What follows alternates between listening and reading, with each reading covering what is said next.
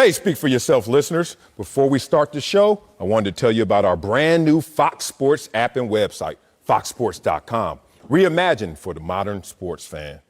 Go ahead, download the new app now. You don't even have to pause this episode.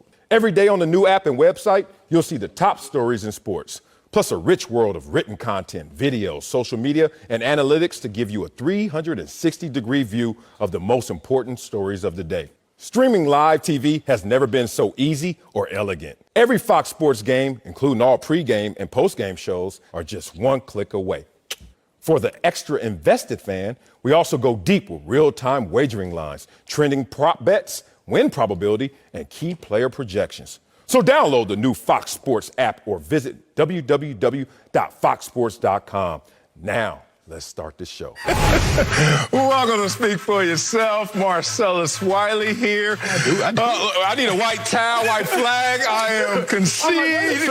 I hadn't seen myself. I got dressed in the dark and I looked at the camera and said, oh, I do look ice. I do look. Here's the thing, America, I got to be hold on, we don't need a monologue. No, you be honest. Damn, you told me you've been on your workout grind. So this morning I was like, nah, I'm not going to let Marcellus get me. Okay. I'm not going to let you get me. So you're going to just show up like that? Had to. Well, if your takes are as good as you look right now, I'm in real trouble. Let's get it started with my Buffalo Bills. Bills Mafia out there. Buffalo made it look easy last night's blowout against the Patriots. Josh Allen threw 4 touchdown passes with 3 to Stephon Diggs. The Bills have now won 8 of 9 and are the number 2 seed in the AFC, right behind the Chiefs. After the game, Diggs said, quote, "We're still scratching the surface on the potential we have." Ooh, Acho. Are the Bills the most dangerous team in the AFC right now? Ahora. No, and I'm not even going to get so caught up in the madness. Now, I think Josh Allen is playing at a top 3 quarterback level. I think the Bills are currently the second best team in the AFC. But, Sal, how would I say that the team with the second best record in the AFC is more dangerous than the team with the first? Oh, how would I say that the team with the second best quarterback in the AFC is more dangerous than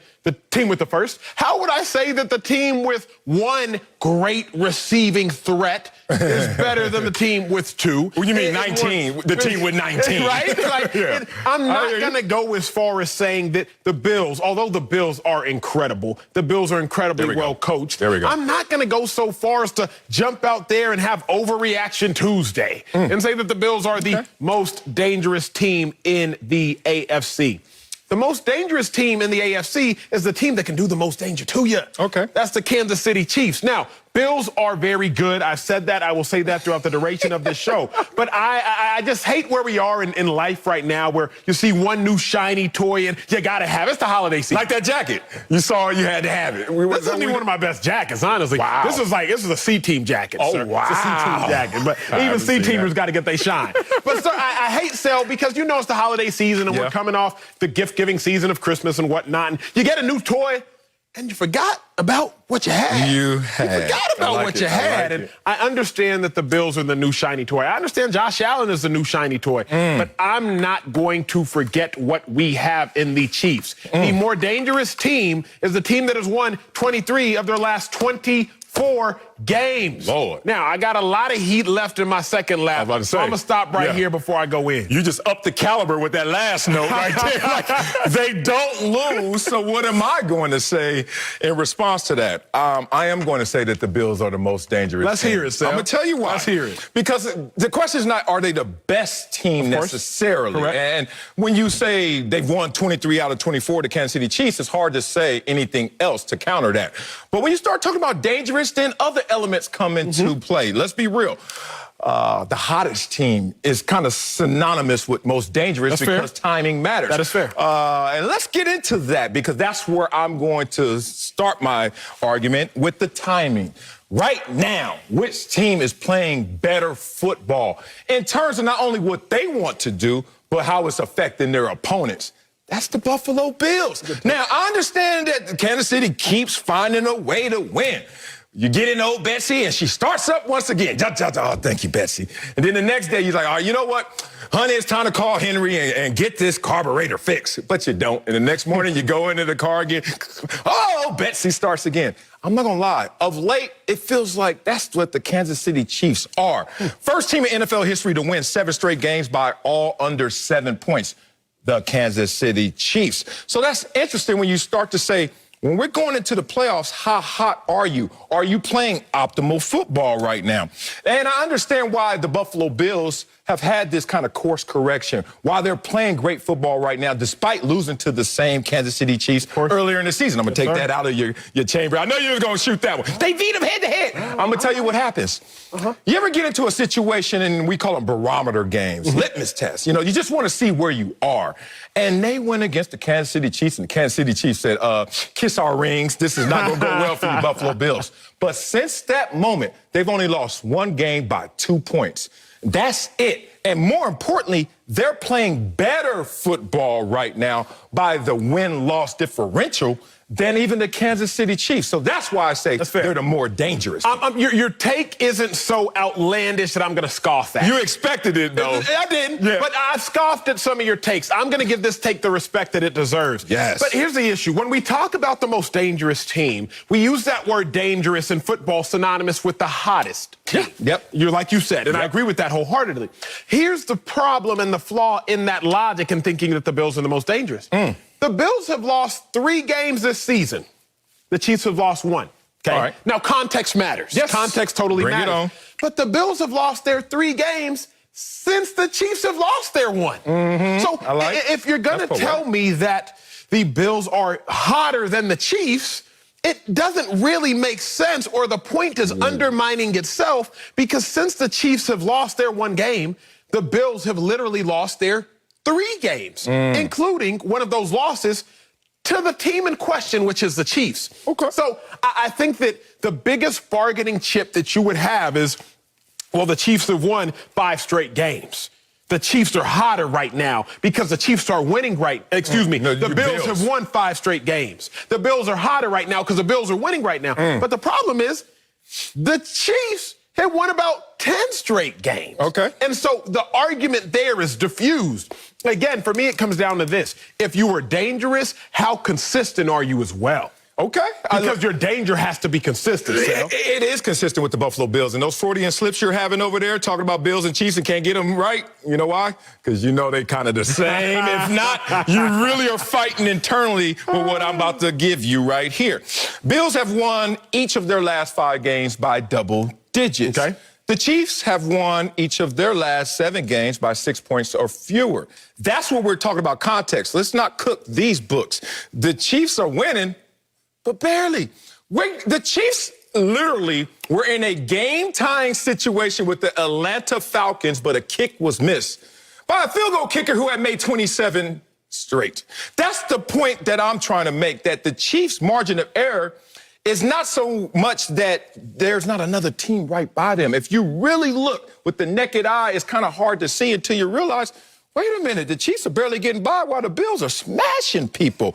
Bills have the #1 scoring offense and #3 scoring defense since week 12. You know where the Chiefs rank in both of those categories? Outside the top 10. That's what I'm trying to make an argument for. Look, if we were sitting here, had to testify what's the best team in the NFL, you had to put your whole life on it, I'm going to say the Kansas City Chiefs by this much. But if you say who's the most dangerous team, that's why we're having this conversation. Buffalo Bills. Let me push back, and let me push back a little animalistically, if I may, or insectly, because I'm going to talk insects real quick. Sal, the difference between a wasp and a bee. You asked me? I'm asking you. I ain't got stung by either. I don't know. I'm a city boy. I've been stung. I've been stung before by a bee, and the thing about being stung by a bee, can only sting you once. Oh, could they die? But a wasp can just sting you and sting you and sting you. So the difference when you're talking about a wasp is you know that it can consistently sting you. Whereas a bee, if you're looking at a bee, it might sting you, it might not, depending on if it has stung before. Okay. I view Patrick Mahomes as a wasp because he will consistently sting you. Whereas Josh Allen can be dangerous, but it depends, because after Josh Allen stings you, he typically dies the next week, statistically. Let's bring up the full screen. And let's talk about Josh Allen's passer rating. This is from week 1 to week 15, 1 to week 16. Y'all look at it. So, Sal, what is that? He'll sting you. It's his passer rating. Because week 2, look at the peak. That's that first peak, 146. He'll sting you. But then what happens week 3, week 4, week 5, down to 77. Oh, but then, Sal, week 9, he'll sting you again. That's that second peak that you see up there. But then what happened week 10? But then sell week 12, he'll sting you, ladies and gentlemen. That's that third peak that you see right there. But then sell what happened week 13, and then that final peak you'll see up there, week 15, he'll sting you once again. The issue with the Buffalo Bills, when you're talking specifically as a passer, because Josh Allen, as far as a passer, plus a runner, plus the arm that he has, he is going crazy. He's going crazy. He's top tier. At this point, I would say inarguably top 3, top 4, top 5 right now in this season. Boom. But when you're talking about most dangerous, I'm also wondering about consistency. I'm wondering about the ability to sting you. A wasp is more dangerous than a bee because it will consistently sting you, whereas that bee can sting you. Yeah. Oh, but it might not the next time. I like that. I like that. Challenge. Okay. Look, I like your Six Flags roller coaster graphs and all that. That's great. That was cute. A little misleading because the playoffs weren't in week 1. They weren't in week 5. That's fair. Let's talk about right now. And since you had a full screen, I have a full screen, but my full screen is going to focus in on the here and now because last time I checked, the present is the gift. Ooh, and I'm going to give you a gift right now. It's Christmas season. Look at Josh Allen versus Patrick Mahomes in the last 4 games. Margin of victory. Good Lord, almost 20 points a game. All right, but it's a team game, right? Average team points per game. Scoring more than the Kansas City Chiefs with the 19 all-star receivers they have. Completion percentage. Okay, now we're starting to get to just the quarterbacks in this situation because Acho said that Josh Allen is a bee? Is he a bee or is he a wasp? Is he a caterpillar? Anyway, the point is Josh Allen, whatever he is more deadly of late than Patrick Mahomes. You got to get off that, big dog. I understand the names on the back of the jerseys matter because that's what we go into any situation with expectations of. But if you look at this, take away that, strip it away. This reminds me almost a parallel of the 2000 season when the perfect Patriots played the New York Football Giants. Remember that? Last game of the season. Giants lost that game. But looked at it and said, you know what? If we see that team again in the postseason, they're in trouble because the margin for victory wasn't as great as they anticipated. Now, we saw this happen when they played each other earlier, the Chiefs playing the Bills. Looked like it's a big gap. But now, the same thing that went through the mindset of the Giants, same thing going through the Buffalo Bills in the same state of New York, where they're realizing if we see them boys again, because of how hot we're playing right now, we're more dangerous than we were before, and we're the most dangerous in the league. Marcellus, your takes. You like it. Admit it. It's starting to lose steam like you bros the Kansas City Chiefs are. That's the problem with your takes. Let me ask you this, Marcellus. Who won the Super Bowl last year? Kansas City Chiefs. What was the score? The score? Exactly. They won by 11. Margin of victory is irrelevant. Who won the Super Bowl the year before? Patriots. What was the score? I know that one. 13-3. You ain't going to do me like this too hard. I ain't go to Harvard. I went to Columbia. I'm going to know something. The fact of the matter is the margin of victory can often be irrelevant, at least if the victories are often present. Ooh, The margin of victory can be irrelevant if the victories are present. Yeah, that's when I talk about the margin of victory with the Chiefs, I don't care. 23-1. They have a 96% winning percentage over the last 4 games. That is a bet that I would always take. So they are more dangerous because they win 96% of the time over the last 24 games. So no love for point differential for you. You don't care about that. You don't care if your card starts up fast or if it... That's a great question. Come on, man. I don't care when the sample size is this large. Okay. If the sample size is... And because I always say this, context matters. I don't... Talk to me about margin of victory when you're going to talk to me about the Cowboys and their last 3 opponents beating the Niners, beating the Eagles, beating the Bengals. Now we can talk about margin of victory. Okay. When you're talking about teams that have only won 3 games in a row against opponents who have won a combined 14 games all season.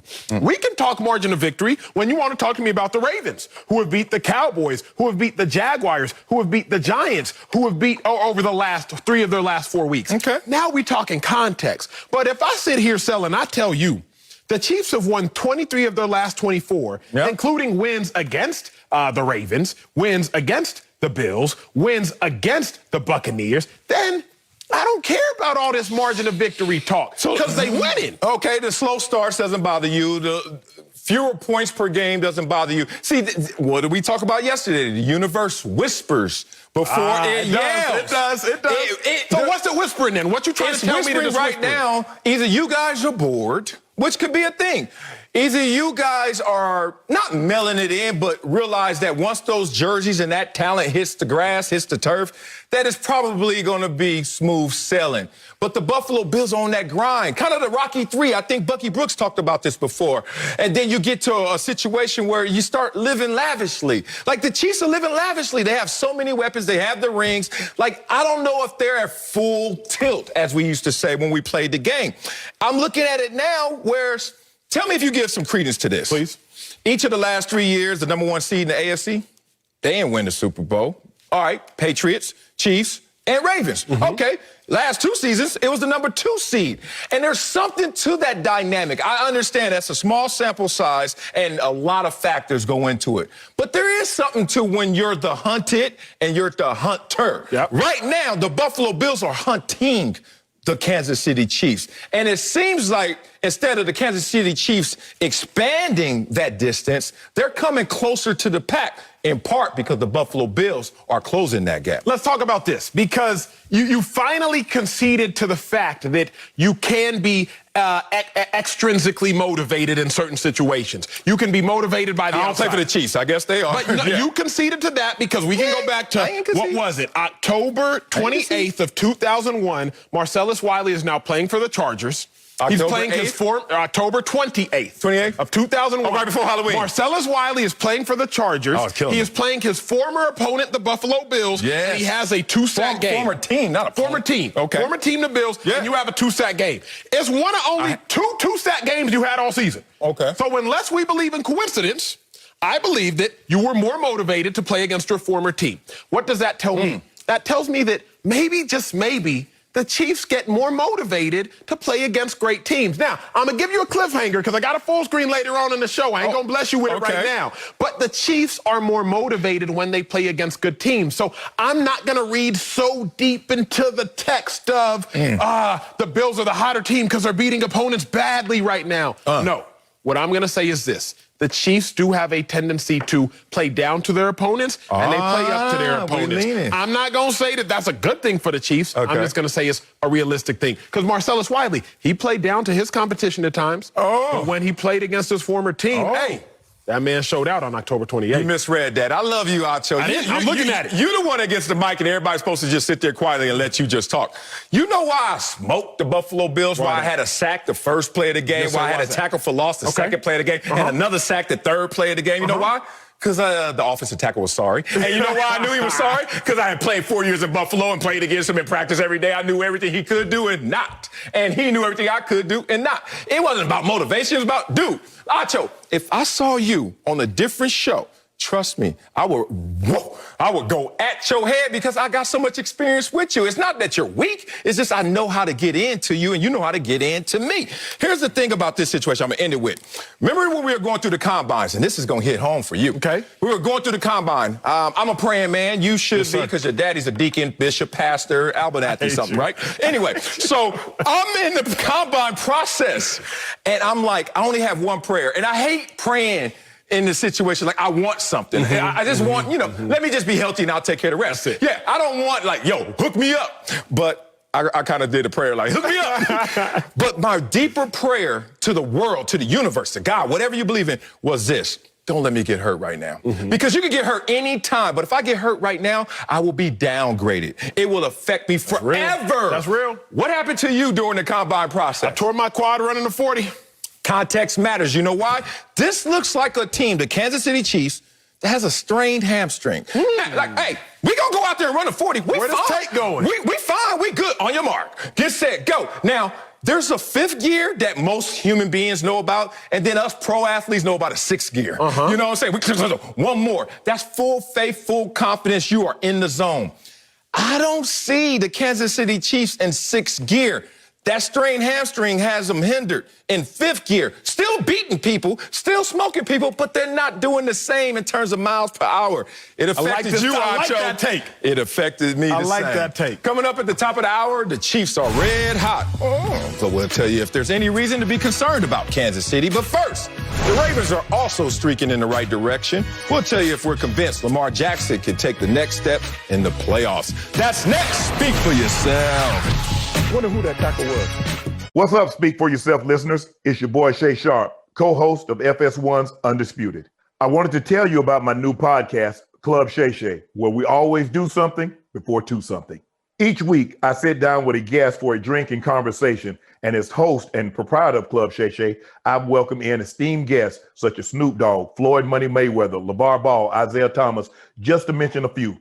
Whether I'm talking to an athlete, a musician, an actor, or a lifelong friend, Club Shay Shay is a place where people share inspiring and motivational stories about their journeys to prominence. The new episode drops every Monday on Apple Podcasts, Spotify, or wherever you get your podcasts. Subscribe to Club Shay Shay now and make sure you never miss a new episode. Now, back to Speak for Yourself. Welcome back to Speak for Yourself. The Ravens are rolling right now on a 4-game winning streak, and their quarterback Lamar Jackson has 12 total touchdowns and over 1,000 yards in that span. Baltimore is holding on to the 6th seed in the playoffs, a place where the reigning MVP is 0 for 2 so far in his career. So, Marcellus, you tell me, you're the resident optimist. Are you convinced that Lamar is ready to take the next step in the playoffs? Yes, I'm convinced. And I really want to push back at just the agenda, the narrative, whatever is the suggestion that I'm feeling from most people when they talk about Lamar Jackson and his postseason woes. I remind you, his first year as a rookie, he saved not only his coach's job, this franchise in terms of what are they going to do at the quarterback position from Joe Flacco and transition to Lamar Jackson, and now have the Ravens as a contender every single year. But in that rookie year, he had to play the Chargers 2 times in 3 weeks, and the Chargers figured them out the second time. If you watch that game, it was crazy, some of the defenses they were throwing at Lamar Jackson in his rookie year. Can we say mulligan if you want?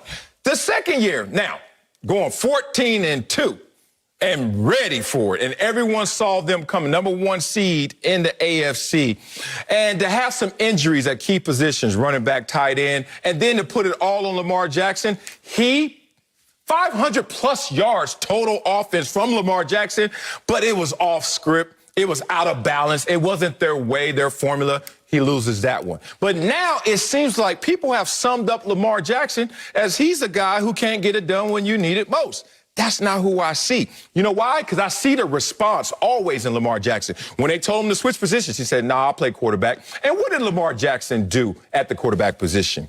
Lead the league in passing touchdowns. Aaron Rodgers is doing that this year, and everybody's giving him credit. And then last year, when Lamar Jackson does it, they give him the unanimous MVP, but people still like, I don't know if he could throw. So now, what's his response this year? Oh, you lose to the Chiefs once again? Oh, look at this team. They may not even make the playoffs. He catches COVID. He has the COVID situation, comes out on the reserve COVID list, comes back 4 victories. And not only in those 4 victories did we see a 111 rating, we saw 700 yards with 8 touchdowns. And we also saw him run for 300 yards and a couple scores. The point is, Lamar Jackson is always going to respond, y'all. Win or lose, this is a guy you can count on. So will he finally take the next step in the playoffs? Absolutely. You know why? Because the guy's always responded to adversity. I like the take. I like this. Hey, always. You coming out the gates hot. Ooh, and I respect it, you know brother. the beat I is. respect it. But here's what I will say. You know the beat I think Lamar Jackson is ready to take the next step, but unfortunately, we will not see him do it. I think he's ready to take the next step, but unfortunately, we won't see Lamar Jackson do it. In life, we judge by intention, we judge by action, not intention. Right? If I intend to do something great, but I don't do something great, that's how you're going to get judged. The problem, though, in football, we judge by outcome, not action. If the defensive back is in great coverage, but the receiver still scores on you, all you're going to see on social media, oh, the DB got burned. Because in football, we judge by outcome. We don't judge by action. So it doesn't matter, Marcellus, what Lamar Jackson's actions are. All that matters is what's going to be the outcome of the game. It doesn't matter if Lamar Jackson go out there and balls. 4 touchdowns, 1 picks in the first playoff game. If they lose, that's the storyline. He's now 0-3 in the playoffs. So why do I say that I'm not convinced that Lamar Jackson will take the next step by outcome? Because right now they're the 6th seed, sir. Okay. Play the Steelers as a 3 seed. Lost to the Steelers twice this season, not Lamar, the Ravens did. Lamar lost to the Steelers once. Gotcha. Okay, all right. Say things move around and they end up playing the Titans in the first round of the playoffs. Well, They already lost to the Titans this season. Oh, and they lost to the Titans last year in the playoffs. So I think Lamar Jackson is ready to take the next step. But Lamar Jackson's desire to take the next step, along with his actions in taking the next step, statistically will be completely and totally undermined if, in fact, they lose the first game in the playoffs. Do I believe that they will go out there and beat the Steelers? No, I don't believe it because I haven't seen it when it mattered. Do I believe they will go out there and beat the Titans? No, again, I do not believe it because I have not seen it when it matters. So you and I agree in part in that he has the actions items to take the next step. I just don't think we'll see him take the next step. Well, let's bring in somebody with a different opinion. That's Fox NFL analyst Greg Jennings. So, Greg, are you convinced Lamar's ready to take the next step in the playoffs? I'm not. And I'm more leaning to what you're talking about, Acho, but not 100%. Okay. And it really doesn't have a lot to do with Lamar Jackson. It has more to do with Greg Roman and this offensive play calling and this scheme. That's fair. Lamar Jackson, he desires to take the next step. He is always, like Marcellus said, he's always proven that he can do more. He can be who they need him to be. However, they've put him in a situation to where he's only been what they've needed him to be, and it's too late. It's too late when they need him to be extremely heroic in the passing game, but you've not prepared him to throw. You've not allowed him to throw all season long when you do have a lead or when you are behind. This is a team, unfortunately, that they are a front-running team. If they get ahead, they're great. They can run the ball down your throat. They can dink and dunk. They can make sure Lamar Jackson sprinkle in with his legs and get him going with his arm. However, as we've seen in 18 playoffs against the Chargers, last year's playoffs against the Titans, when they get down, and they were down big in both of those games, going into the fourth quarter, 23-3, 28-6, whatever the case may be, that's when we see the struggle of not only Lamar Jackson, but their play caller, Greg Roman. Now all of a sudden he's scrambling because he's not put this team in position to throw the ball, to be effective when it's needed, when you know a team is going to force you to become one-dimensional. So, no, this is not solely on Lamar Jackson. And unfortunately, he's the beneficiary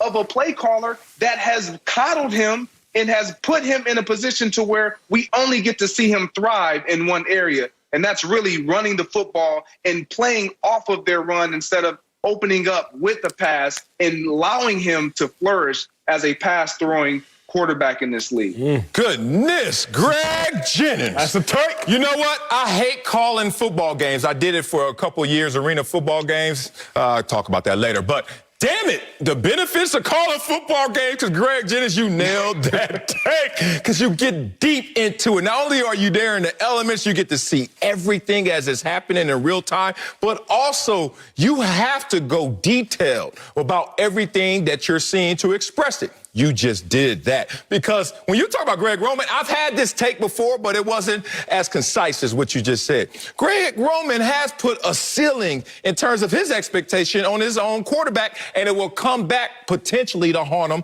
in the postseason. I believe so much in Lamar Jackson, I think he could crash through that glass ceiling and say, forget you, Greg Roman, despite the fact that this year he has not thrown for over 270 yards in any of the games, because we realize that Greg Roman is doing what he did to Colin Kaepernick before. And I ain't getting racial up here. I'm talking about on the field. When we saw Colin Kaepernick and Ron Jaworski and myself was on television saying the most talented quarterback in the NFL at that time was Colin Kaepernick. But did we see the growth of Colin Kaepernick as expected? No, we didn't. I wonder if that's going to be a mirrored situation to what we're seeing right now with Lamar Jackson. To your point, Greg Jennings, they are front runners.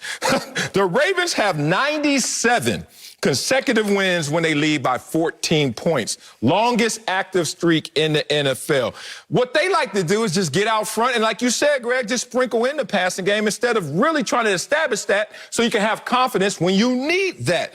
And if you look at it with their first quarter point differential, it's the best in the NFL, 59. all that said, it's what's your plan B when you get into the postseason? Last year, they didn't expect to have a plan B. They won 14 games until the injuries occurred. And then they were like, dang, we got to go out there and do it different. I just hope it doesn't come back and haunt this team, especially Lamar Jackson, because he's poised for this moment. I'll say it like this, because it sounds like we kind of all saying the same thing in slightly different languages, if you will. Yeah. Greg, I fully agree with your take. Sale, your second lap, I fully agree with that. I am going to be critical of Lamar Jackson because he is the face. He is the representative of Greg Roman. So let Greg Roman also inherit some of the criticism of what I am about to say.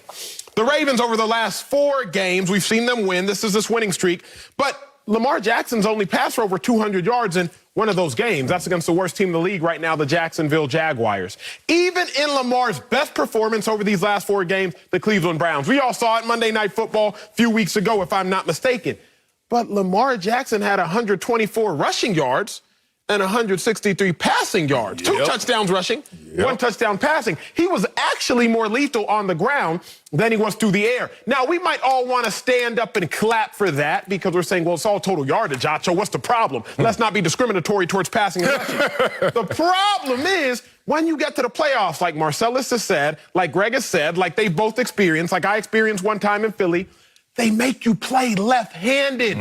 All them great rushing yards that Lamar Jackson has will be tossed out the window. So when you do what Lamar Jackson did in his greatest performance against the Browns in this 4-game winning streak, what he did then isn't going to work in the playoffs. Now, so many people at home are like, Acho, Lamar had 508 total yards last year against the Titans. Let me simply submit this. 80% of them came when they were trailing by 2 scores. So statistically, based off yardage alone, Lamar has succeeded in the playoffs even when they've made him play left-handed. But when it actually matters, he has not succeeded. So Lamar Jackson is taking the brunt of this criticism because he is the face, he is the player on the football field. But Greg Roman can inherit everything I just said as well. I just don't think we'll see Lamar and the Ravens take that next step, because how are they going to do it when teams make them play left-handed and they ain't got no left? Yeah, it's interesting, man. I'm sitting here right now talking to you guys, and a lot of people didn't see that happening as well, but things do happen that you can't always see. We are men of faith of some form or some fashion. Guess what? That means that you don't just believe what you see. You believe what you can do and what you can accomplish in life. So here's the funny thing. I just want to give Lamar Jackson and the Ravens a little pump right here. I saw Tom Brady go out there and light it up in the NFL. Can we see Greg Jennings one more time? And Acho, I want us all to sit here in congregation. Have you guys ever played an NFL game and at halftime coach said, take the pads off, you get to chill? Because I haven't. Greg, nod, yes, no. You, Acho? Okay, see, Greg, that's why you won a Super Bowl and I didn't. I was going in. When other dudes was chilling, that's when Acho was getting his burn. But the point is, I saw somebody do that and I did, and I watched it in envy in Tom Brady because he had a perfect game. Matter of fact, that was Tom Brady's 3rd perfect game in his 21st season. I repeat, 3rd perfect game in 300 games. Lamar Jackson has 2 perfect games in passer rating, and he's only played 45. It's in there if it could just come out. It is certainly in there when you talk about his capabilities. So when I look at a situation like this, I hope he is not being handicapped because I think he has the ability to turn it up. Coming up, Jalen Hurts gave the Eagles a spark, but it fizzled out Sunday. We'll tell you if it's time to pump the brakes on the hype. That's next. Speak for yourself. Testify. My son's left-handed. How you going to do it in the NFL? Hey, Speak for Yourself listeners. It's Charlotte Wilder here to tell you about my new podcast with Mark Titus called the People's Sports Podcast. It comes out every Thursday, and Mark and I take one of the big stories of the week, and then we go off on tangents you never saw coming. This might mean that we start talking about the Dodgers winning the World Series and end up wondering if Knicks fans deserve happiness, or begin with LeBron's greatness and end up drafting our ultimate beer league softball team made up of old athletes. Whatever it is, the only rule of the show is that it has to be fun and funny, because these days we can all use as many laughs as we can get. So check it out wherever you get your podcasts and come down weird sports rabbit holes with us. We can't wait to have you. Now, back to Speak for Yourself. 10th ranked Iowa as they take on 19th ranked Northwestern. Big Ten hoops tonight, 9 Eastern on FS1 and the Fox Sports app. And welcome back to Speak for Yourself. Doug Peterson said he made the switch from Carson Wentz to Jalen Hurts because the team needed a spark. That worked in the first 2 games, but not Sunday. Hurts had 3 turnovers, all in the fourth quarter, which helped eliminate Philly from the playoffs. Yesterday, Peterson was non-committal on which quarterback would start next season. Take a listen. We're not there yet as far as answering all those questions. Things can obviously change, but we'll answer that, at a different time. Man, I chose the time to pump the brakes on the Jalen Hurts hype. So you lived in Buffalo? No, I just played there, but I lived in Nebraska. I commuted every day. Actually, that's a funny question. I hate to interrupt you. I had a teammate that lived in Canada, in Toronto. Why not? And he used to commute every day in a limo. I ain't gonna say anything else. All right, continue. That's why I asked the question, not making any assumptions. You lived in Buffalo, I lived in Philly. We're both accustomed to driving in snow. Yes. And when you drive in snow, you're not supposed to slam on the brakes. You're just supposed to tap them. So you're supposed to tap the brakes when you drive. Just tap it, don't slam it. So don't slam on it. I'm not slamming on the brakes for Jalen Hurts, but I'm gonna do it like I did when I was in Philly driving in snow. What? I'm just gonna tap the brakes, Sal. I'm just gonna tap the brakes. Tap. We gotta tap the brakes because people like you and Bucky Brooks, all of a sudden, they said, Jalen Hurts, and y'all jumped on this bandwagon and forgot everything else and left everybody else behind you. But what I am going to say is, you read the prompter, you read the read coming into this, including 3 turnovers in the fourth quarter. God, dog. Including 3 turnovers in the fourth quarter. Including 3 turnovers in the most important game of the season, the 2 most important drives of the season, 2 red zone turnovers. Now, again, let's all put out there he's a rookie, et cetera, et cetera, et cetera. Let's get all the sweet nothings out of the way. Let's get all the excuses out the way. Let's go. But the fact of the matter is, 3 turnovers in the fourth quarter You keep saying of the most important game of the season. I'm going to say this before I make my big point and I knock you out with my haymaker. Whoa. Last year, week 16, Cowboys versus the Eagles, season on the line. Cowboys had to win, Eagles had to win. Whoever won makes it into the playoffs. What happened?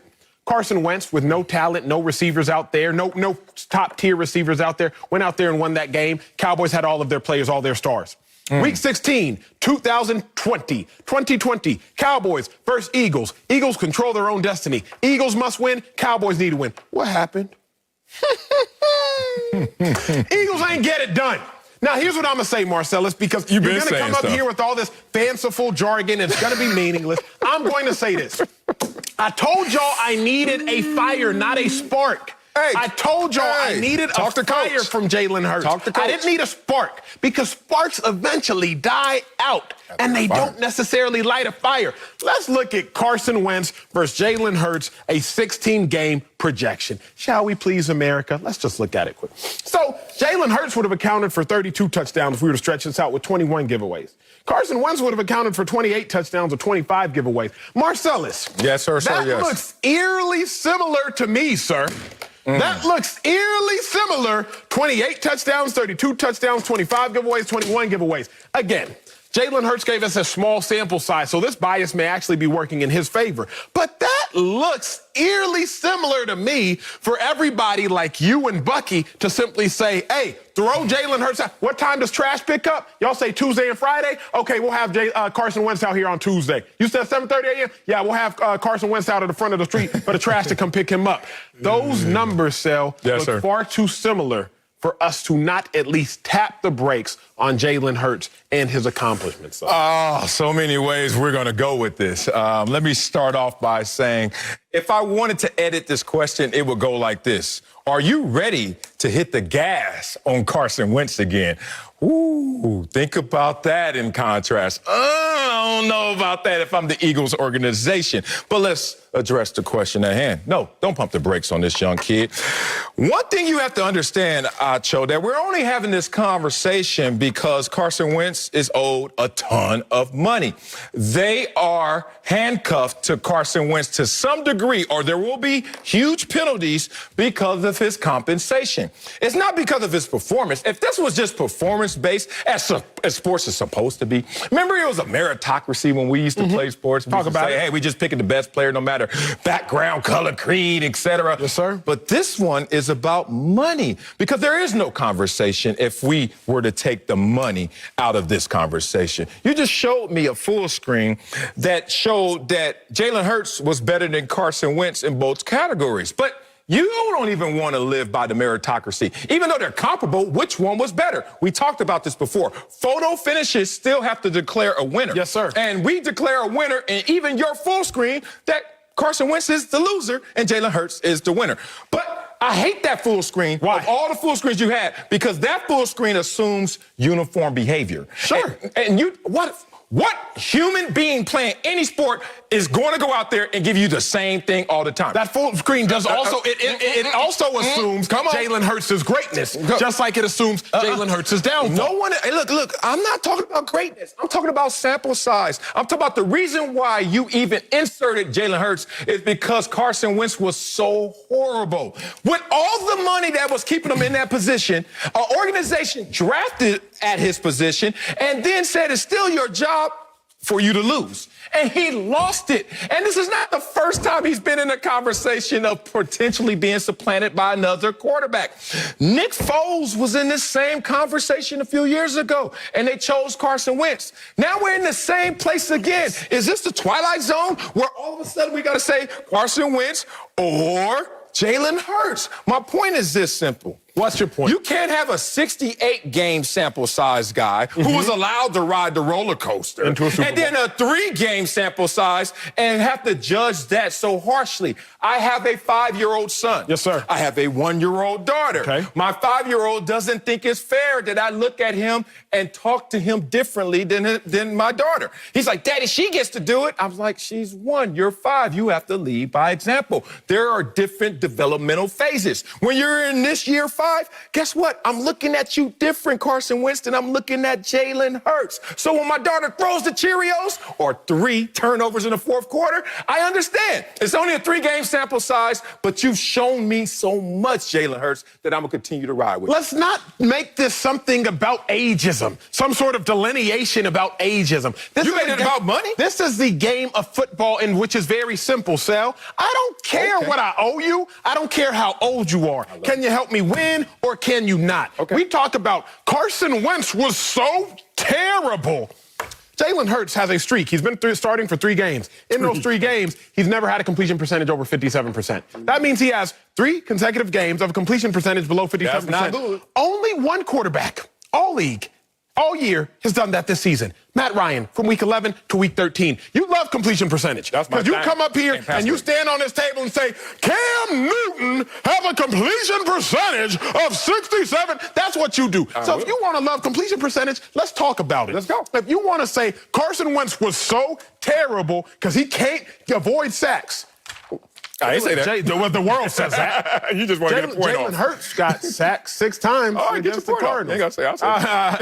You Then you specifically want to say Carson Wentz is so terrible. Well, what makes him terrible? Is it the interceptions? No, that they picked at his position and he has a $128 million extension. I'm saying that tells me that they think they have doubt. Off of play, what makes Carson Wentz terrible? What? His interceptions. The win-loss. He's under 500 since 2017. Come on, let's be real. Okay, that's 1. 2, how about this? Since you want to talk, don't challenge me, brother. Please. The Eagles have gained 400 yards in all 3 of the games since Hurts became the starter. You can laugh at that. How many times did they gain over 400 yards with Carson Wentz, since you know so much about Carson Wentz? Oh, 1? 1 out of 12 games? We gained 400 yards. Wait a minute. We gained 400 Wait a minute. yards. Look, it ain't my only stat. What's your stat? My thing is, you should never be in this position if you're Carson Wentz. Acho. What? You have been on the team when you were the man. And when you're the man, no one takes your job. You give it up. And guess what? Carson Wentz not only gave it up this time, there was a controversy before of when he was injured, and they were like, should we give it back to him? When you make that much money, there's no excuse. When you're that much veteran than the other guy who's your competition, there's no excuse. We can't allow you to still throw Cheerios, and you in your 5th damn year, you ain't Jalen Hurts. I'm not mad at that aspect of what you're saying. Okay, that makes sense. Carson Wentz is underperforming based on what he is being paid. I'm not mad at that. And years in league. Sure, I am not mad. So what else is there? What else is there? What Anybody there is this. What else is there? Carson Wentz is terrible. He's terrible because of the Eagles' record. He's terrible because he turns the ball over. He's terrible because he can't avoid sacks. If we were going to go down the list of why Carson Wentz is terrible, these are 3 of the main contributing factors. Well, what's the Eagles' record with Jalen Hurts? 1 and 2. That's not winning. How many times did Jalen Hurts turn the ball over last game? 3 times, all in the fourth quarter with the game on the line. 10 minutes left in the fourth quarter, Eagles down 17-30. 2-possession game, 2 touchdowns, you win the game. Jalen Hurts turnover. Eagles get the ball back again, make it a 1-score game. Jalen Hurts turnover. So Carson Wentz has also been terrible because he turns the ball over. Well, Jalen Hurts also did that. Carson Wentz is been terrible because his completion percentage was 58% on average. Jalen Hurts' completion percentage is in the 55 range on average. So that's why Carson Wentz was terrible. Carson Wentz is terrible because he can't avoid pressure, because he gets sacked too much. Well, Jalen Hurts got sacked 9 times over the past 2 games. Carson Wentz had a second high sack in a game of 6. Jalen Hurts, 6. All the reasons that people, including you, say Carson Wentz is terrible, Jalen Hurts can also fall under. So let's just be a little more decisive, a little more patient, a little more cognitive with our reasons of why we say people are terrible. Because the only reason you're saying Carson is terrible isn't because he's terrible. It's because he's terrible in the context of his pay. It's because he's terrible in the context of his age. I didn't pay him, and I didn't care. If you give me any fifth-year quarterback that's in regression, I'm saying, what's up? I wouldn't even call you terrible if you're in regression. But when you land in a position where I have to say, one guy, Jalen Hurts, can be good, can be bad. But you, Carson Wentz, you are bad. Like, Carson Wentz is ranked 29th, and 28th when you're talking about him leading the offense. What is Jalen Hurts ranked in terms of yards per game, yards per play, and pass yards per game? 2nd, 12th, and 10th. The point is, the sample size is so short that you shouldn't condemn him when he's going through the growing pains. I'm not condemning him. So what I'm not condemning him. I'm saying this. Number one, the game of football is not about yards. You can have 10,000 yards in a game. If you got 3 points, I don't care about your yards. The Eagles still haven't scored over 30 points. Well, yes. At the end of the day, Marcellus, scoreboards don't read 500 yards to 350. No, actually they do. No, they don't. Yeah, actually they do. The scoreboard does it. Have you seen? Hold on, dog. I have seen scoreboards that have stats on it. Have you not? I'm not talking about then what you talking about? Scoreboard. That is a stat. The operative word is score. Score. Well, that's on there as well. The board of score does not read 50 total yards to 75. It reads a score. And the fact of the matter is, the Eagles haven't scored more than 30 points since Jalen Hurts took over. Yeah. They haven't scored more than 30 points all season long. So I don't care about yards. Okay. Hypothetically, since when you have a 3-game sample size, you're so emotionally invested in this, it's kind of clouding you a little bit. Here's the thing. Here's the thing. Y'all don't see this makeup. Do you know if they would score over 30 points a game if they were to give Jalen Hurts 12 games like they did Carson Wentz? You don't know that definitively. I don't either. And that's the conversation. We shouldn't even be in this place where we already know what you have done, Carson Wentz, with 68 games as a sample size. And that's fair. And then we're looking at Jalen Hurts in 3 games, and you're saying pump the brakes. I'm saying if you even put him in position to go out there and take the job, then you have to allow him the opportunity to live in that job. You can't say 3 games, oh, you know what, that's it. That's the conversation. Carson Wentz lost his job. Stop taking up for somebody who didn't even take up for themselves. Ooh, that's a bar. I'm not mad at that. Yeah. But if you're going to speak in the aspects of we don't know, then we really know nothing about the future. No, I know about Carson Wentz because the best indicator of future behavior is past behavior. That's a lie. I'll tell you why that is a lie. Because last year the Eagles were 5-7. Carson Wentz was not playing great. Carson Wentz did not look great. The Eagles did not look great. But the last 4 games of the season, Carson Wentz turned it on. I don't have these in my notes. I'm just looking at it here. The last 4 games of the season, Carson Wentz, 7 touchdowns, 0 interceptions, including a game-needing victory over the Cowboys. Carson Wentz got benched with 4 games left. So if you're telling me that I don't know about the enigma of Jalen Hurts and his future, then I would also tell you we don't know about the enigma of Carson Wentz and his future. Because last year, Carson didn't look good through week 12. Didn't look great through week 12. Week 12 to week 13 to 17, he balled. Do you own a company, anything outside of the property of just coming to work? I know you have a lot going on and it looks amazing. But in that ownership role, let's just say on our show, because this is the only thing I do know you have. Uncle Jimmy comes on in the last block. He talks for a minute, 2 minutes, right? Yes, sir. If it ever got to a point where it was like, yo, Acho, your takes, stumbly bumbly, like, it's just not good enough. You know what? If this network ever said, Uncle Jimmy, take the job of Acho, you want to know why? It ain't because Uncle Jimmy's killing it. That's part of it. It's also because you are jacking it up. They were rooting for Carson Wentz. And Carson Wentz was like, nah, dog, don't root for me because guess what? I'm inconsistent. And that's the problem right here. I am not saying Jalen Hurts is the savior. What I am saying is Carson Wentz in that role, in that opportunity, was deemed a failure. And will he get another chance here? That's the rub. I don't know that answer. But for you, you need to understand Carson Wentz did this to himself. No one else to blame. Coming up, wipe your sweat. Greg Jennings knows a lot about playing in Lambeau Field. You mad at me? He'll tell us if the Packers need home field advantage. That's next with Uncle Jimmy. Speak for yourself. Welcome back to Speak for Yourself. The Packers are the #1 seed in the NFC and can clinch home field this week against the Chicago Bears. Green Bay is 7-1 at Lambeau this season, including Sunday's great performance from Aaron Rodgers in the snow. Now the Saints are on the Packers' heels as the #2 seed and are 6-2 in New Orleans on the season. Greg Jennings, former Super Bowl winner for those Green Bay Packers, is back with us. You know a thing or two about Lambeau Field. So we're coming to you first. Which team needs home field advantage more? Is it the Packers or the Saints?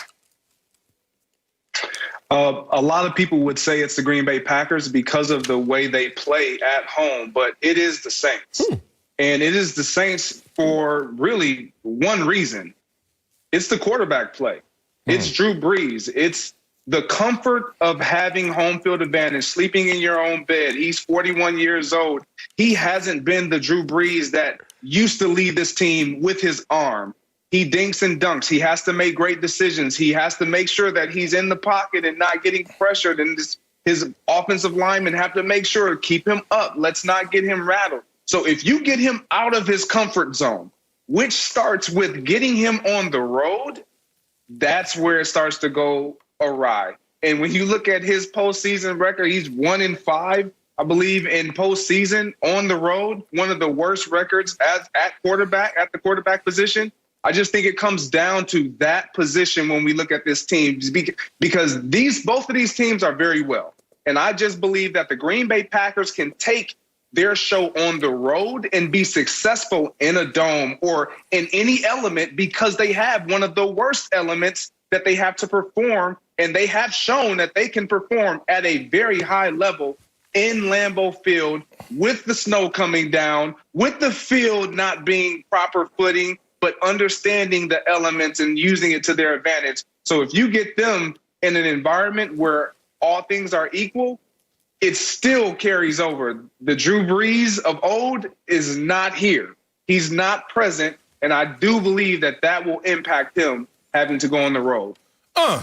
Greg Jennings just said a lot of people would say the Packers. I guess I'm a lot of people. I'm trying to get smaller right now, but I guess I'm still that big where I'm a lot of people because I'm going to say the Green Bay Packers. And I just gave you all that credit before, Greg Jennings, about your takes and how nuanced they are and how deep they are in the analysis. And I'm going to take it all back right now because I disagree wholeheartedly with your takes. First, let me talk about the Green Bay Packers and why they need home field advantage. And the need, usually we go to a place where, well, if you don't have it, all hell's going to break loose and you guys are in a bad situation or circumstance. That's not why I'm saying it's a need for the Packers. I'm saying it because it's going to be a huge advantage for the Packers. You guys watched that Tennessee game, right? Did they look like they were a little gun shy out there here and there because of the elements? 40-14 was the final score of that game. 28 degrees and snowing.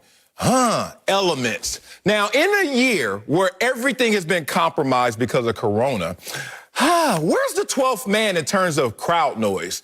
There is no 12th man this year. So the only way to create a 12th man experience is to create that outer element that can have an impact on the game.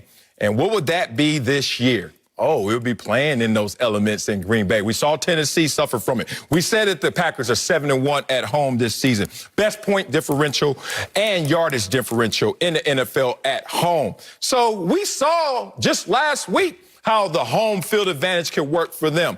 But more importantly, why I'm saying this is because if you flip it, the Saints playing at home, I don't know. You saying Drew Brees, if he's not at home in his own big California king-size bed, that, he may struggle if he goes on the road. How about not winning at home?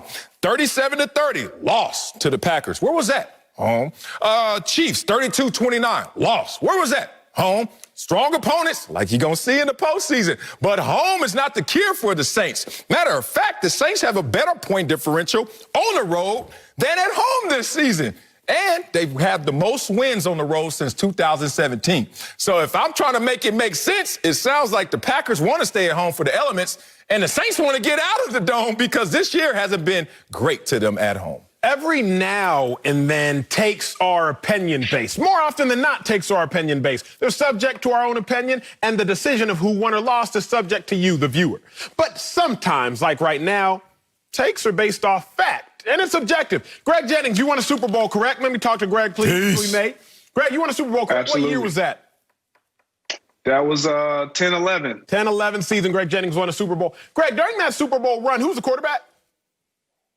That was my man, Aaron Rodgers. That was Aaron Rodgers. My dog. Greg, did y'all play any games at home en route to winning that Super Bowl? Man, we made every stop that we took on the road. Every stop, sir, was on the road. Now, if I can talk to Marcellus, we can all talk. If y'all care, I can talk to y'all. I don't care who I'm talking to. The Packers, with Aaron Rodgers at quarterback and Greg Jennings, who was there, he lived it out. They've already won a Super Bowl, playing no games at home. The Saints and Drew Brees have as well. Drew Brees plus head coach Sean Payton. But Marcellus, en route to their Super Bowl, they actually didn't do it on the road. They actually did it at home. So this isn't even a subjective conversation. This actually isn't an opinion-based conversation. This is a factual conversation. We've seen both these quarterbacks in Super Bowls before. Aaron Rodgers took the route on the road. Drew Brees needed the route at home. It's not up to our opinions. It's explicitly up to facts. Again, I'll say this, and I'll give y'all some other facts before I shut up and quit talking. Drew Brees has the third worst record in the postseason on the road. Aaron Rodgers, on the other hand, he has the second most wins on the road in the playoffs since the merger. Now, again, Marcellus, sometimes we got opinion-based conversations and the scorecard is left up to a decision by the fans and whatnot. But other times, you just wrong. And right now, sir, you just wrong. No, you're just lost. And you're just still stuck in the past. Oh, I hated people like you growing up who used to tell me, oh, this is the only way it can be done. Since you did it one way, doesn't mean that's the only way you can do it. That's just the way that you've done it so far. And in this situation, I'd rather use this year as my indicator, my guide, my gauge, rather than 5, 10 years ago as you're trying to go, because this is a different team. The roster turnover from when Drew Brees was there winning the Super Bowl and Aaron Rodgers winning the Super Bowl to now, come on, I'll tell you better than that. See, this is the thing what props your argument up. Oh, they won a Super Bowl this way. Do it again. And then you look at Aaron Rodgers, who also looked like, I went on the road and won a Super Bowl, but has come out his own mouth and said, it'd be nice to be at home and go that journey. And that's all I'm saying. Not only all of the facts, numbers that support they're better at home, and not only that, the Saints are better on the road in this situation. So, Acho, just stick with me in the present, and then we can have a conversation. Can I call Greg Jennings up for questioning again, please? Greg Jennings, can I call Greg Jennings to the witness stand? Greg Jennings, the following year in which y'all won the Super Bowl, what was your record? I know that. 15-1. Y'all are 15-1. Were y'all first in the NFC? It would have been hard to be second. Absolutely right. Therefore, Greg Jennings, being first in the NFC, did you host a home playoff game? We did indeed. Greg Jennings, who was the quarterback, sir? That would have been Aaron Rodgers. Greg Jennings, did y'all win that home playoff game? Acho, man, you're bringing up some wounds, man. Don't do that to me. Please answer the question, Greg. We did not. They did not. Marcellus, I rest my case, no, they went all the way on the road, and they won the Super Bowl. The next year, they was at home, and they lost the Super Bowl. A quarterback is the biggest indicator of a team winning or losing. Both the quarterbacks are the same. I rest my case. No further questioning. Your Honor, I just have a couple questions to cross-examine. Greg Jennings, is the coach that you were 15-1 with still there now? He is no longer there. Oh, okay. And Greg Jennings, also, what year was that? That was back in the day, man. Oh, okay, yes. Was Devontae Adams your teammate? Relevance. What the hell you talking relevance? The two different teams. No, that man was not the president. That's the point. It can go all different ways, man. There's so many ways up the mountain, y'all. We know this. Your trail, your path, the way it worked one time doesn't mean it's going to work all the time. Greg, if you would like to respond to us, because we hogged you in Q&A, let us know, Greg. I will respond. And Marcellus, you said that Aaron Rodgers and that team has been better in point differential at home. And then you turned around and said that Drew Brees and the Saints point differential has been better on the road, which is why I'm saying that for me, yes, Drew Brees actually needs to be at home, because even with that point differential being great on the road, you look at theirs, and this is slighted. This is where you got to get the fine-tooth comb and pen and kind of go through all the gray area. They play the Falcons dome. They play in Tampa. It's warm weather. They play in Carolina, warm weather. All their road games typically are warm weather climates, so it's a little skewed. They don't have to travel up north. They don't have to really go there. And if you have him going to Green Bay in December, in January, it is different. It is different. And I just truly believe that he would be better suited in a controlled climate, in a warmer climate, and his play will translate better versus taking him to a colder climate. Look, I played with Brett Favre too. And I remember when Brett Favre was coming down to the end of the wire, we played a game in Lambeau as well as in Chicago. And we were a 13-3 team. Brett was on the sideline. He wanted no parts of the weather. Listen to Tom Brady. He wants no parts of the weather any longer. When you get older, it changes your approach. When you start seeing the climate get a little, is that a digit? Is that a 5? What? Is that a negative? Is that a minus sign? It changes, man. It becomes more of a mental game, and you start to overthink just playing the game of football when the weather changes like that. Yeah, I almost think we arrive at the same place, but we're just looking at it differently, right? Because the Saints are better on the road because they weren't as good at home against the strong teams that they have to see going forward. And Green Bay is better at home. So I just said it that way. You said it a different version.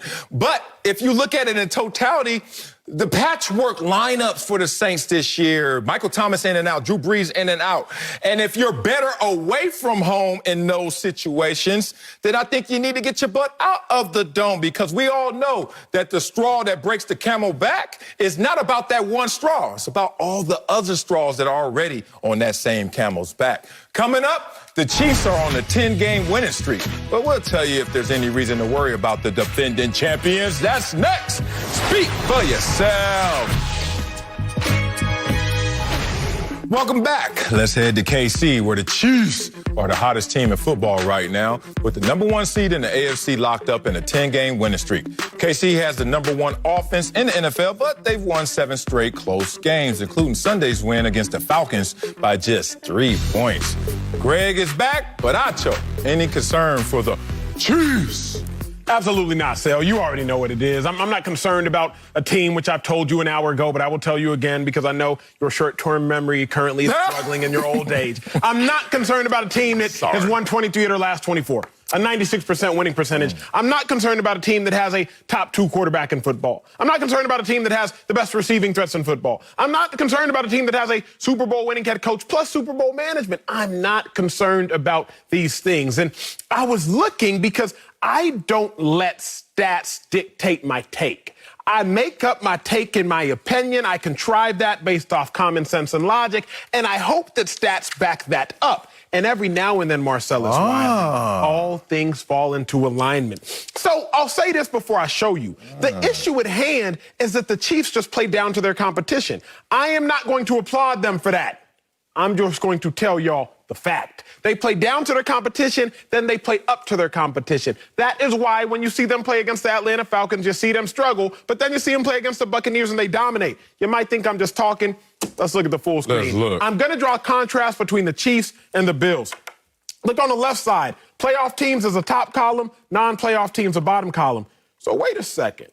The Chiefs versus playoff teams have more points a game, marginally, but still more. The Chiefs versus playoff teams, they'll have more yards per game by 77. Now, again, that is outlandish. In theory, you shouldn't do better versus playoff teams than you do against non-playoff teams. What is the reason and how do I confirm that? Look on the right side, the Buffalo Bills, standard organization. Playoff teams, the Bills have 28 points per game. Non-playoff teams, 30 points per game. That makes sense. Versus playoff teams, the Bills have less yardage than they do against non-playoff teams. It's very simple. I don't need my full screen. Now I'm going to just talk to my people. It's very, very simple. The Chiefs aren't struggling right now. They just realize they have inferior competition, so they're going to expend less energy. I'm not concerned because they're actually just playing smarter than harder.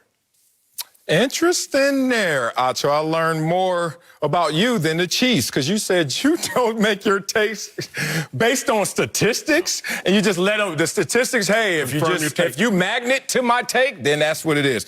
And that's why a lot of your takes don't make sense because they're not based in reality. They're not based on stats. And you know these stats are objective for a reason because they don't care about your takes. And you shouldn't care as well when you say senseless things, Acho. Get to your point, Marcellus. I'm waiting for your point. You said a lot of nothing. I said a lot of everything. I got a full screen right here. First, let's start here. The team that has a 10-game win streak named the Kansas City Chiefs are putting themselves in bad company for one reason. All of these teams that have went into the playoffs with 10-game win streaks, what's that right column talk about, Acho? One Super Bowl. No. You know why? Because all those teams play with fire like the Kansas City Chiefs do. You know why? Because they play down to their competition like the Kansas City Chiefs do. And the Kansas City Chiefs, as great as they are, as talented as they are, have been playing with fire because, as Acho has allowed them and afforded them, you know what? We are good enough to do that. Well, let me just show you right now on this full screen that the reality is not going to be a good one if you continue to play with that fire. That's one. See, me at my old age, I have experienced the wisdom to know that teams that go into the playoffs find themselves in bad situations if they didn't take care of their business and their psyche all the way through the regular season. Now let's talk about my real take, because I just want to give you some historical perspective right there. If you're the Kansas City Chiefs right now, I would not be shocked if this team, after the bye week, was one and done in the playoffs. And let me go even further than that and say, last year, I was shocked that the number 1 seed Baltimore Ravens that had won 14 games was beating the playoffs. I was shocked. But this year, let's be real. Acho, I need to see your face on this. Let's be real. Are there some warning signs that the Chiefs potentially could find themselves in a bad situation and a losing effort in the playoffs? Last year, we saw them struggle through the playoffs, down 10, down 24, but prevail because they were the hunter. But now that they're the hunted and they're still playing with fire, how are you so confident that they will prevail in these same situations? History shows me that it's not going to end well for them, but I believe like you in their talent as well. The problem is we don't play. They actually are on the field believing in that same talent, drunk on their own talent, drunk on their own power. I hate to say this, man, but if the Chiefs were one and done in the playoffs, don't come up here yelling and screaming at me talking about your shot, because I already see it coming. This one was tough for me. This one was tough for me. And I went back and forth and I teeter-tottered and I'm like, nah, man, I'm not concerned about the Chiefs. They're the Chiefs. But then I remembered as Acho put me on the witness stand and he asked me about that 15-1 year that we had. And then I reflected on the year previous where we won the Super Bowl and how hungry we were and everything was on the road and we just had that dogmatic mentality. It was different. We knew going into the playoffs, even as a 15-1 team, it just felt a little different. So for that, I am concerned about the Chiefs. And not so much because I don't believe that they can get it done, but because it looks a little different to us, and I guarantee it feels a lot different to them. Walking into these games, as Marcellus alluded to, they're playing, and you did as well, Acho, they're playing down to their opponent. And that's when you play with fire. And we all know you play with fire, you get burned. Even though you have a flamethrower, someone can catch you when you're trying to reload that flamethrower. And if they do, it's all over. And that's the thing about the playoffs. You only get one shot. And if you are off on any given Sunday in the playoffs, it's over. No one cares about your record anymore. No one cares about what you did the year before because you are now the target. You're not really hunting. You're really trying to defend your territory. And it's a different type of mentality to be trying to defend your territory versus going and taking over a territory. A lovely one. I love that. You know what I don't love? I don't like when I'm in church and the pastor don't really say nothing good, but somebody say, yes, pastor, amen. Greg talking about nothing, and Marcellus he was preaching. He wasn't saying nothing. He wasn't saying nothing that needed no cosign. What you gonna say then? He don't need no cosign. I believe it's nothing to you because you've not experienced that. Oh, here he go.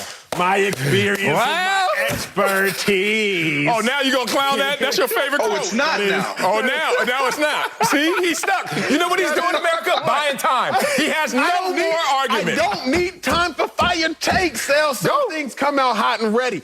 Gentlemen, first off, pull up Marcellus's full screen. Pull it up and wreck. Pull up that nonsense. And wreck. Marcellus has the audacity to say that teams who end the season on a 10-game win streak don't win the Super Bowl. That's the most nonsensical full screen I've seen in my life. Why? If you're really good, that's a bad thing. Take it off before I get any dumber. Please. Please.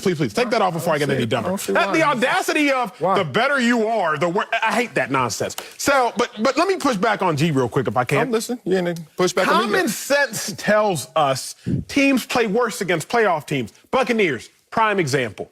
Against playoff teams, Tom Brady, 1-4. Non-playoff teams, he's 9-1, something along those lines. Common sense tells us, oh, wait, when you get into the playoffs, you're not going to play as well. But the problem is the Kansas City Chiefs are uncommon. So you all are trying to use common sense for something that is not common. I'm telling y'all, the Chiefs actually play better against playoff teams. The Chiefs are about to enter into the playoffs and play teams in which they play better against. So I'm not going to try to use common sense to evaluate something that is not common. So I understand while you and Greg are both staying here, and Marcellus, I know you like low-hanging fruit. You don't like to do a lot of work oftentimes. I understand that you and Greg are both sitting here with the lazy, boring, plain takes right in front of you. But again, common sense can't be applied to a team that is not common. What's so uncommon about the Chiefs? They won one Super Bowl. You already got them dynastic. They won one Super Bowl. What's so uncommon about that? We've seen it before. Are you going to win 2 in a row? We haven't seen that in almost 20 years. It's a conversation that they are common until they put themselves in some uncommon ground. Right now, I don't see them doing it. You are so caught up in making your take that's something that we accept that you didn't understand the gems that Greg was dropping. Greg just basically told you we were 10-6 and won a Super Bowl. Next year we were 15-1 and one and done. You know what's amazing about that? That he's talking about mindset. Like you getting caught up on the outside, the exterior. Talent is the outside variable. You're talking about, the fact that our wins and losses. Because when you get in the playoffs, you'll notice, Acho, we're all donut and donut, 0 and 0. And you can walk in there and say, hey, man, we beat them and they beat us. And, hey, dog, I don't give a damn. You know why? I heard Lamar Jackson say what Greg Jennings just said last year when he was like, we were 14-2. And let's not lie, our feet were a little off the ground. We were hovering a little bit. We didn't take Tennessee as seriously as possible. Usually you don't get that real talk from athletes like that, but he broke it down. And that's what happens. A situation like this, the Kansas City Chiefs have already shown me that they have a mindset this year that Acho is over there affording them. Oh, we's talented. Oh, man, nobody could beat us. We weren't even close games. We played down the competition. Acho, the same fire that warns you will one day come and burn you. And I think this year may be the time it comes and burns them. Coming up, the Browns are confident in Baker Mayfield despite losing to the Jets. We'll tell you if they should be. That's next. Speak for yourself. Welcome back to Speak for Yourself. The Browns still had a shot at their first playoff appearance since 2002, but Sunday's loss to the Jets did not help. Baker Mayfield struggled with 3 fumbles.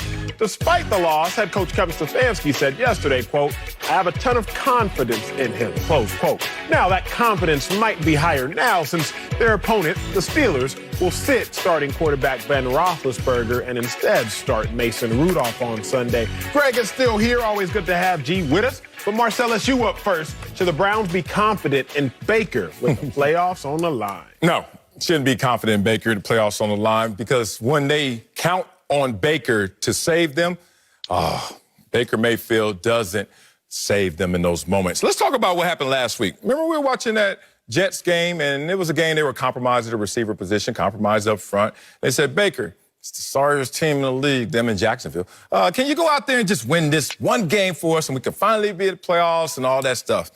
And Baker Mayfield said, nah, I'd rather fumble the ball away the last 2 drives and make sure that we don't go out there and make sure we're a playoff team. So now they're in this predicament. How good it was the week before that. About a week ago when they were playing the Giants. And I had to hear Acho and everybody say, Baker Mayfield, franchise quarterback. Baker Mayfield finally took the Browns to the playoffs. A little premature celebration in that moment because now they find themselves in a position where they got to go out there and handle their business against the Pittsburgh Steelers. I just don't believe in him.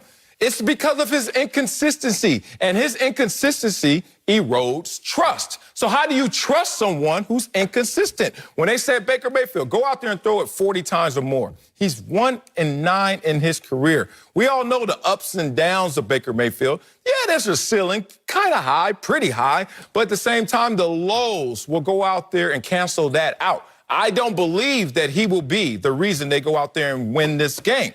I don't count on him to be the reason they win this game. But if they do it, surprise to me as well. But I am not believing in Baker Mayfield in these moments. You should absolutely be confident in Baker Mayfield's ability to carry the Browns to the playoffs. You should be confident in his ability, not arrogant in his ability. Confidence, a sense of assurance based on your accurate expectations of what you can do.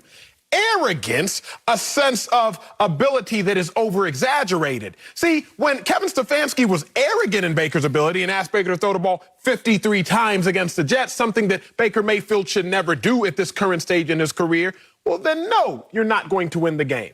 But when you're confident in knowing exactly what Baker can do with a consistent running game, a dominant running game with 2 running backs, which you already have, running play action passes, then yes, that is something that the Browns should need to be, and it makes sense for them to be confident in that ability.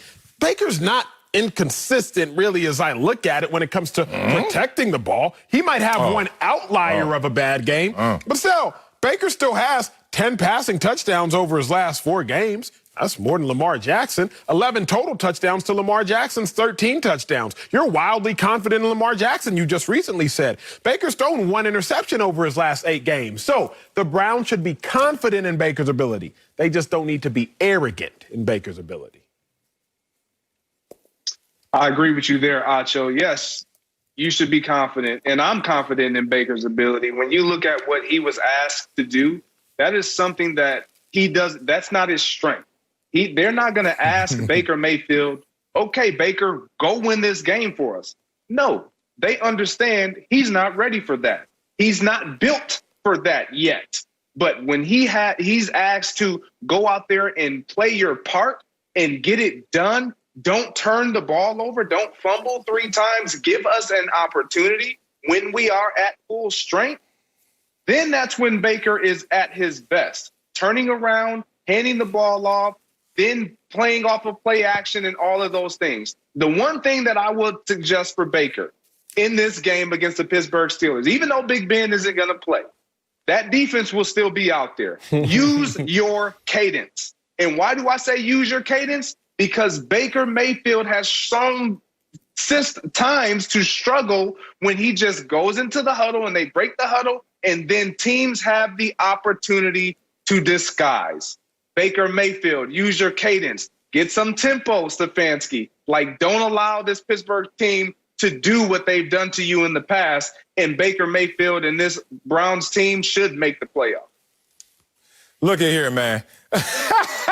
Funny thing that's going to happen to Baker Mayfield, and it happens to all of us, when you are playing the Pittsburgh Steelers, you're like, damn, they beat us before earlier in the season. They smoked us, actually. What was it, 38-6? All right, now we're going to face them again. Do they have something to play for? No. Oh, they may not come out as fully motivated as before, but still they're the Pittsburgh Steelers. Okay. Oh, Big Ben's not playing as well. All right. All right, who's playing on defense? You start going through that conversation mentally. And then you come to the realization, they're going to be out there a little compromised to our advantage. Oh, contraire, mon frere. Y'all been backups before in the league. I know I have. Acho, you have. Greg, were you ever a backup in the league? When them starters said, I'm out, guess what I said? My turn. Give me more opportunity. Baker Mayfield go out there thinking that he playing against Mason Rudolph. Oh, no, bruh. You playing against dudes that are already bona fide on the best defense in the league. And more so, guys who are trying to live up to the name of the best defense in the league. That's a scary situation. I see Baker Mayfield in the wins of late. 12 completions. 19. So basically you're saying, you're not confident in Baker, because don't give him the opportunities to go out there. But just let him ride the waves of what the running game presents, and maybe you'll come up with success. I don't know. So far, history shows me that hasn't worked as well. Coming up. Oh, you want to go? Yeah. Can I finish? He just told me that we have to go. Can I say you can go. Say something. Say point. You can, but I hope it's something worth it. Yes, I got to say two things. This is how we make our money. This is how Marcellus does it. He try to end y'all with a lie and then just get to commercial before you can catch it. Let's go. First and foremost, Baker Mayfield in his wins as of late, 27 completions. If I'm not mistaken, and 25 completions. First off, let me call out your lie. The other thing, and last thing I'm going to say, Sal, last thing I'm going to say is this. You want to go further? The only reason you cannot be confident in Baker is what we saw last week against the Jets. He passed 53 times, had his worst completion percentage. It was terrible. That's the only reason. But I'm just going to draw a quick parallel. Tom Brady, in the game in which he passed the ball the most, 48 times this season, his completion percentage was 54%. His worst. He threw 2 interceptions, his second worst on the season, and he had his second lowest passer rating. Quarterbacks in certain situations should not be fully dependent to go out there and exclusively be the reason the team wins. Baker shouldn't be that, but I should be confident in him. That's it. Coming up. Now we can do that. Now I'm going to go. That makes sense. Coming up, Cam Newton struggled again in last night's blowout loss. We'll tell you if his days as a starting quarterback are over. That's next. Speak for yourself. 38-6, huh? Welcome back. Cam Newton had a game to forget in last night's blowout loss to the Bills. He had a touchdown run, but only completed 5 passes for 34 yards. And was pulled in the third quarter. Patriots are guaranteed to have their first losing season in 20 years, and Cam was clearly upset after the game. Listen to this. It's extremely frustrating knowing what you're capable of, having belief in yourself, but it's just not, showing when it counts the most. It makes you mad, it makes you angry, knowing that to be a trusted teammate, you first have to submit to authority and submit to what the coaches are asking you to do, and I feel like I have done that, and I'm not in the place to blame or the place to, I'm just more or less venting right now. Because, I've sacrificed so much this year. He clean, but everything else, Cam's days as a starting quarterback over. Man, you asking me this question is like when somebody tells you to disrespect a relative or something. It's like, I don't like talking bad about somebody I love. I don't like doing that. Okay. I got a lot of love for Cam Newton, the person. I ain't got a lot of love for his game. Here we go. This whole block gonna hurt my heart. I'm gonna try not to cry through it, but I'm gonna give you my best because they pay me to do a job. I gotta do my job. Here's coming. Cam's days as a starter are over. And this is actually the easiest question to answer, although the most difficult to get out. I get it. Cam Newton Marcellus, he started 15 games this year. He got benched in 3 of them. Cam Newton got benched in 20% of the games that he played. I did that math. You had to go stamp it. I thought this hurts you to say. It hurts me to say, but I got to make it plain for y'all. Cam got benched in 20% of the games that 1 out of every 5 games Cam started, he wasn't going to finish. That's the first thing. The second thing, man, is just compared to the Cam we've seen in the totality of his career, this ain't the Cam we got, Sal. And I'm going to give you a full screen. I'm doing it begrudgingly. I don't want to do it, but I have to do this one, America. You're gonna go here. Let's look at Cam Newton. From 2011 to 2019, he gave you 23 passing touchdowns a game. This year, he gave you 5.7. From 2011 to 2019, America, he gave you 232 passing yards a game. This year, he gave you 172. In America, from 2011 to 2019, Cam Newton gave you 38 rushing yards a game. This year, the thing in which many proclaimed he did best, he actually did worse than his career average. So, as much as this one hurts my heart, I feel like I'm up here reading a eulogy. So you're up here doing it too. A eulogy for Cam's career, but his days as a starter, man, I'm not okay. No? Not okay. This hurt me. This truth cell, it hurt. So they're done. They're over. Okay, I want to make sure, Acho, you understand what we're doing here and make this proper assessment, because saying if Cam is trash this year versus will he get another opportunity going forward is this conversation. I can agree with you. I don't know what this is, but this ain't it. But will he get another chance to show what it is? Yes, he will. His starting days aren't over. Went to Columbia University. You tell me that 27 times every block, every show.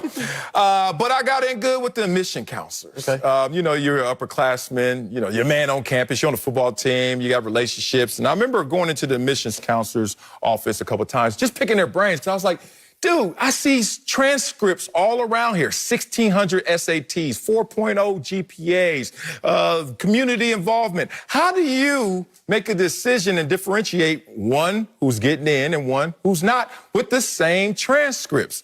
And you know what?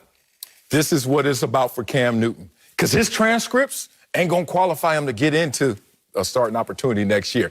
But that conversation you can have, that one-on-one interview, which for some people at your school, even the University of Texas, got in because, you were a bubble person. Let's talk to you to get to know you. When you talk to Cam Newton's game this year, you start to come out with a different understanding of what happened this year. In his career ranks, Cam Newton versus Cam Newton. You show one full screen.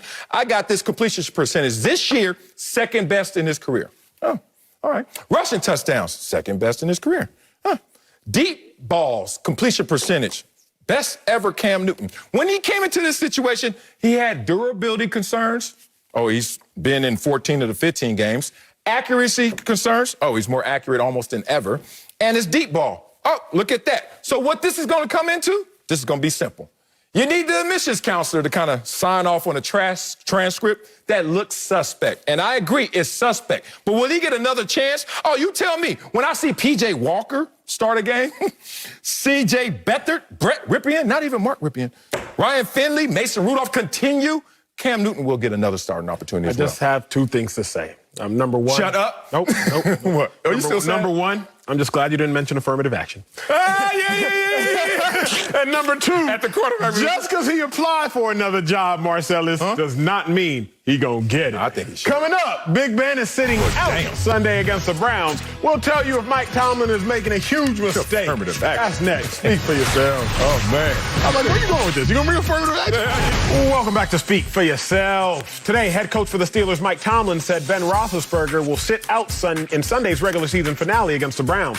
That means Mason Rudolph will start for the Steelers instead. Now, right now, Pittsburgh is the third seed in the AFC. So, Marcellus, we've seen a lot of this going on by different teams, coaches resting their starters. Let's talk specifically about the Steelers situation. Is Mike Tomlin making a mistake by resting Big Ben? I think he is making a mistake. Even 90-year-old Ben Roethlisberger needs to go through the same process to prepare for a game and to go out there at least start the game, play the game. Because what happens is that old age argument of rest versus rust. And there are stats that support both sides. But here's the thing. We both know that it's a necessary evil to go through the process.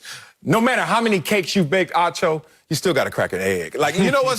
When coach comes in and says, you're off this week, guess what else is off? My mind I don't know what degree, but my mind has all of a sudden downshifted in that moment.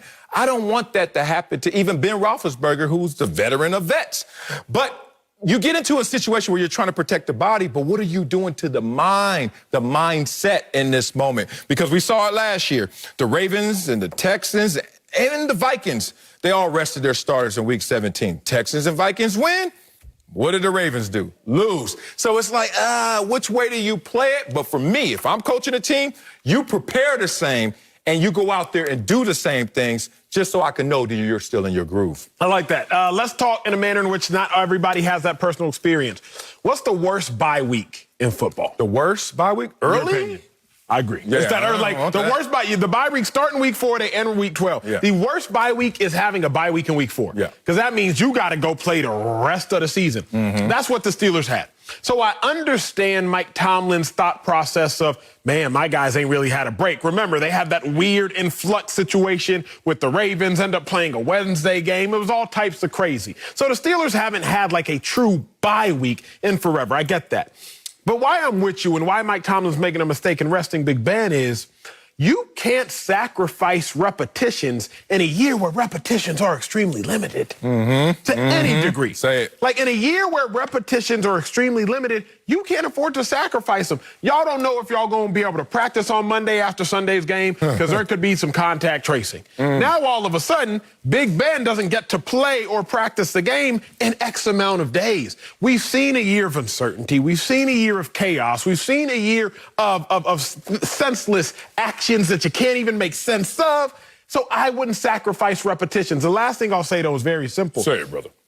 Big Ben struggled for 4 straight weeks. Week 12 to week 15, we were talking about Big Ben's talking about retirement again. We're talking about Big Ben has gone off a cliff. Completions percentage for those weeks is 61%, 230 passing yards a game, 6 touchdowns, 5 picks, terrible. But then last week, 70% completion percentage, 342 yards, 3 touchdowns, no picks. I would want to build on that. That's the biggest reason Mike Tomlin should play Big Ben is like, look, you had one good performance out of your last 5. Build on it. Yeah, I would just want to build on the continuity. Whether it was a great performance or not, it's just the fact that I want to keep you in that groove. When we get a long break on this show, just like we had last week from Chris back, you come in the beginning, you're like, is this the same? Oh, yeah, it is the same. But in the playoffs, you don't even get that amount of time to recover. So when the old adage, they say it physically, but it means the same mentally, that it takes forever to get into shape, to get into precision, to get your timing right. It also takes no time to get out of it. So 1 week off with that rust that could come in, you get into the first quarter, you're like, oh, okay. What's the score at that moment? I think Thomas making a mistake. Coming up, the Chiefs' #1 fan, Uncle Jimmy, joins us. You know he's going to be biased. That's next, and I know you're mad at me. Speak for yourself. Before we go, Uncle Jimmy is here. You're our resident Chiefs fan, so what do you have to say about KC? Here comes the love. Let me tell you something, you heavily pigmented idiot. I know. They say that in order to be the man, You got to beat the man. talk about it, huh? And you know who said that? Lord Richard Flarington. Okay? Woo! Hey, man, let me tell you something, man. The last time I checked, that man's name was Patrick Mahomes. And Patrick Mahomes, he's the quarterback of the Super Bowl champions, who's the Kansas City Chiefs. Wiley, let me tell you something, man. Talk to him, the Mark. Kansas City Chiefs, man, we bred for this life, man. We know what this is like, man. This wasn't given to us. We went from a zero to a hero. Yeah. We know what it's like to go from worst to first. You know what, man? Let me tell you something, man. Whether you like this or not, the Kansas City Chiefs are about the only thing good that's happened to America in 2020. So if you're going to talk about the Chiefs, put some spec on their name. They America's team, damn it. Hell no. You got to go out there and prove it every single time. No entitlement in sports, man. Last year does not matter. That's it for us. We'll see you tomorrow. Sorry, cuz.